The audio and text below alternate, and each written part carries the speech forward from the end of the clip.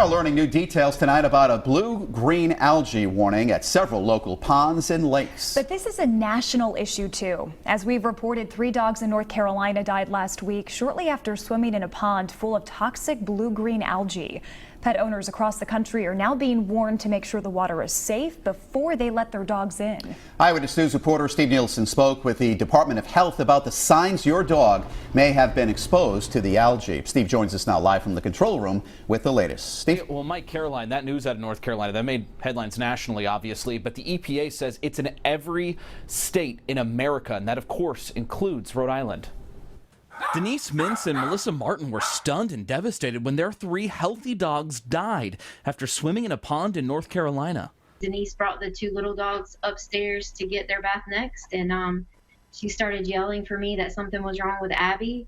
The suspected culprit, blue-green algae. It's everywhere in the country, often in freshwater ponds, and the beating sun only helps it expand.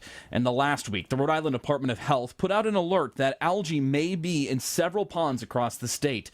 That includes several parts of Roger Williams Park. This is something that we see every year. We have seen a bit of an increase in the number of advisories that we've been putting out over the last number of years.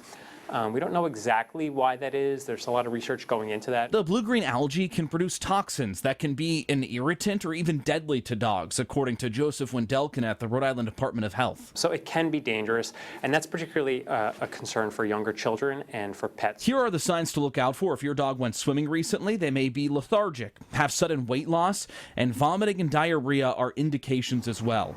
If they do show those symptoms, it's really important that they call a vet as soon as possible. And Wendelkin says it's not just those 7 ponds where that blue algae may be. He says if you do see it, it looks often like paint on the surface of the water, or he even describes it as a little bit of like pea soup. So if you see that, call the Department of Health and make sure you wash yourself and your dog.